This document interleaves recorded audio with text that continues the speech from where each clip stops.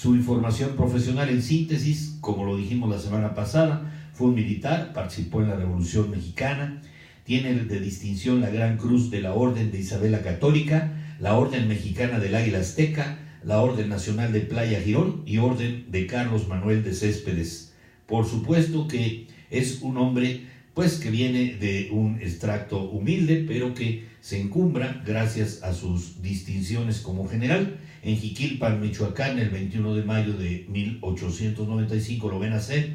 Fue un general y estadista, porque fue presidente de México, por supuesto, del diciembre 34 a noviembre del 40. Destaca, entre otras acciones de gobierno, por la reforma agraria, ya lo habíamos dicho a la entrada, y la creación de los ejidos, que es una forma de distribución de tierra contraria a todo lo que habían sido los latifundios, si ustedes recuerdan, en la época de Díaz, y pues esta obligación, este deseo que tenía pues como premisa la Revolución Mexicana de hacer una distribución justa y equitativa, un reparto de tierras pues que eran miles y miles de hectáreas repartidas entre hacendarios, pues se le quita ese poder, esa propiedad al hacendario y se le otorga al Estado, que más bien no a los más necesitados como eran nuestros campesinos indígenas, sino es el Estado el rector, el regulador y es el propietario de todas esas tierras, concediéndoles o otorgándoles estas tierras para el trabajo, para la explotación de la misma. Y la creación de los ejidos es un evento formidable, porque pues, es una forma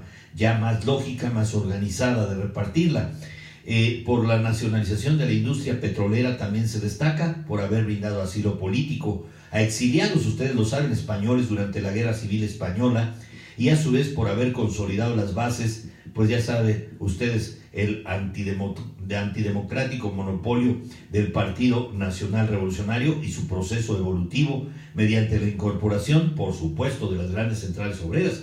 Se deshace de Plutarco Elías Calles en 1936, del gabinete que le había heredado, y pues con Luis N. Morones de la CROM también los manda fuera del país para tener margen de maniobra, y por primera vez conocemos a Fidel Velázquez, que es el rector de los obreros, el regulador de la CTM, que pues hasta la época de Ernesto Zedillo Ponce de León, como lo veremos en otras entregas de los subsecuentes presidentes de México, pues le hicieron el cachabotos a los presidentes del PRI. Lo dije en el plano de la educación, por supuesto que se crea el Instituto Politécnico Nacional. Ya dijimos que era hijo de Dámaso Cárdenas Pinedo y de Felicitas del Río, y ya dije quiénes eran sus hijos. Nos faltaron 3 hermanas que tuvo, Angelina, Josefina y Margarita. Entre los primeros cargos públicos que tuvo de 1928 a 1930, recuerden ustedes que fue gobernador del estado mexicano de Michoacán, fungió como secretario de Gobernación en el gabinete de Pascual Ortiz Rubio y como dirigente del PNR. El 1 de diciembre del 34 fue electo presidente de México. Después, durante el gobierno de Manuel Ávila Camacho, fue secretario de Guerra y Marina. Sus primeros años en el gobierno quedaron marcados, ya decía yo, por el enfrentamiento con Plutarco Elías Calles, quien al final lo obligó a abandonar el país en 1936 y se exilia en Estados Unidos. Para consolidar su poder creó una serie de organismos que, más que económico, el progreso, tuvo un destacado trabajo político porque le salió de maravilla. Consolidó también con la creación, además de la CTM, como ya les dije, organismos sindicales de carácter oficioso como la Confederación Nacional Campesina, la CNC y la CTM. Procedió a reorganizar su partido con el nombre de Partido de la Revolución Mexicana, modificando su estructura de ser una federación de partidos locales y regionales, y se integró con 4 grandes sectores: campesino, obrero, popular y militar, que hasta la fecha todavía tienen esa columna vertebral los priistas para tener el apoyo en sus campañas. Lo veremos también en estas entregas futuras que les haga. A ver cómo estamos. Saludo a mi querida Amer Soto, buenos días, Glo Menre, Connie Dávila Cruz, May Rubio, Julio César Avendaño, Claudia Mendoza, Rubén Rubalcaba, Carl López, Ivanchito, Hugo Lubiano, mi querido Félix. Estoy hablando pues de el precursor del antidemocrático monopolio del PRI. Así fue, y pues así fue. Es un hombre que sí se destacó por ser un hombre sensible, sencillo, no vestir como Catrín, siempre anduvo de traje, lo podemos ver aquí en la fotografía. nunca fue de pipa y guante, no le gustaba el alcohol ni los deportes en general más que los campiranos. Pues andar en caballo, hacer pues las competencias en el ambiente rústico, indígena y por supuesto proclive a las causas más justas. Aprovecha una coyuntura, porque acuérdense ustedes que Lacron tenía muchísima fuerza con Luis Napoleón Morones entre por allá de los 18 a los 29, que fue desgraciadamente un malestar para Lázaro Cárdenas del Río, pero aprovecha, disculpen ustedes, aprovecha la coyuntura de que le dice Calles en 1934 que regrese al orden, y él aprovecha este tumulto que se organizó precisamente de los obreros, y dejó estallar huelgas y permitía que hubiera este tipo de cuestiones para tener pretexto para deshacerse de el general Calles, desgraciadamente.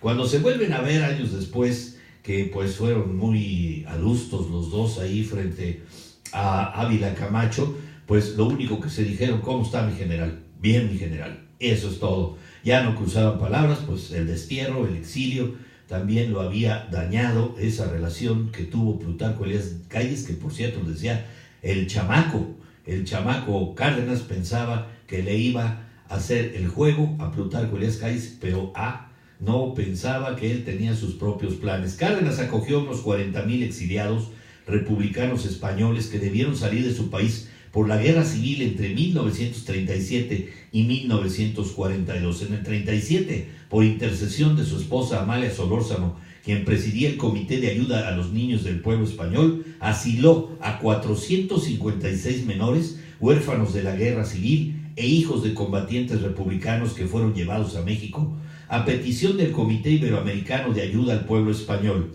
y recibieron alojamiento, sustento y educación en la ciudad de Morelia. Con el pasar de los años, el grupo fue conocido como los Niños de Morelia.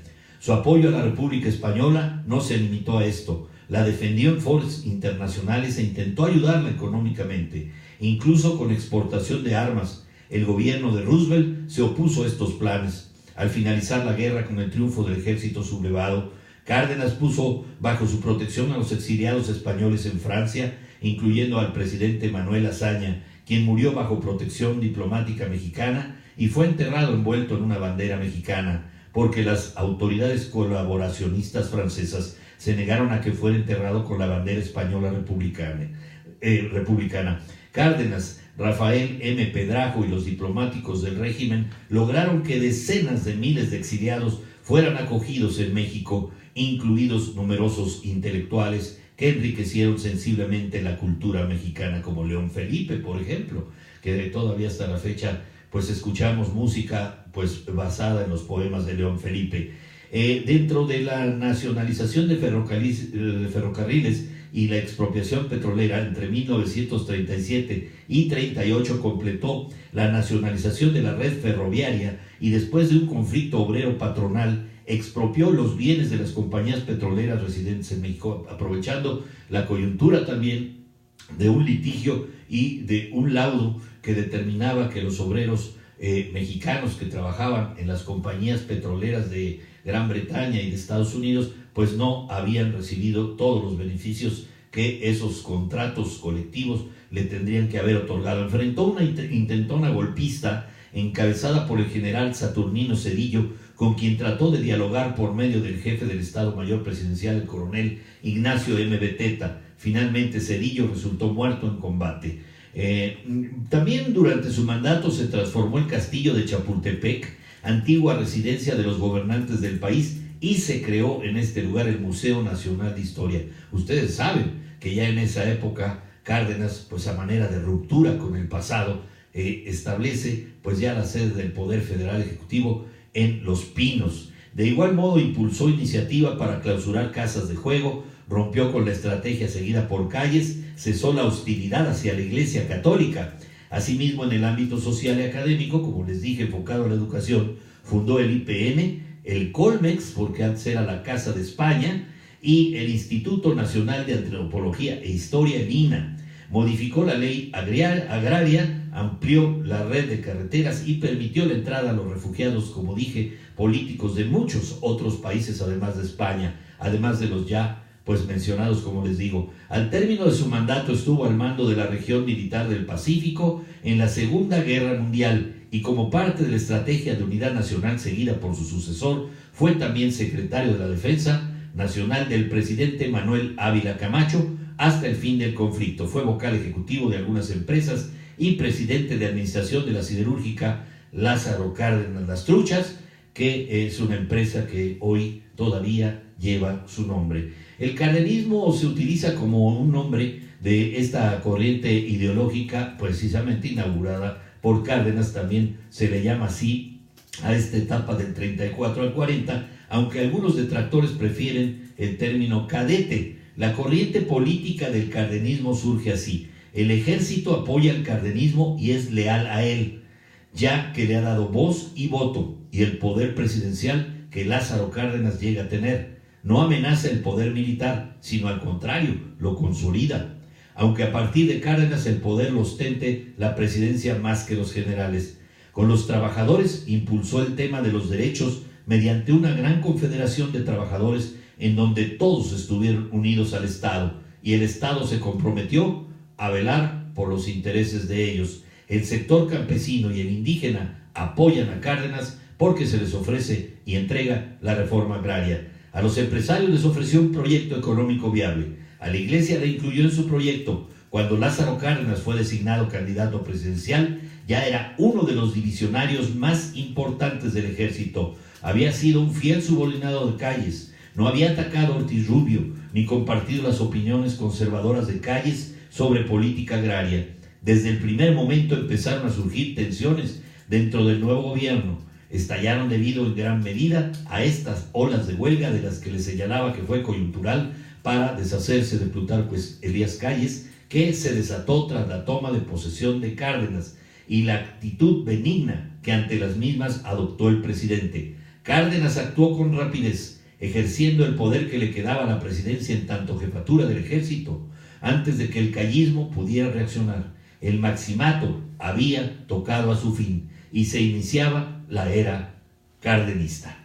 Mi querido Richard Martínez, un abrazo. Antonio Radillo, gracias por verme. Toñito Abdías Fuentes, Toñito, gracias por tus comentarios, igualmente para ti un abrazo. Pedro Rojas Grimaldi, Alfredo Piedra Beteta, Chima Popoca, muchas gracias por verme. Estás por ahí en el extranjero seguramente. Estoy hablando del presidente Cárdenas, que tuvo el reparto agrario, tuvo justicia social para las justas causas que se plasmaron en la Constitución del 17, pero también fue el precursor del antidemocrático monopolio del partido PRI aún en el poder.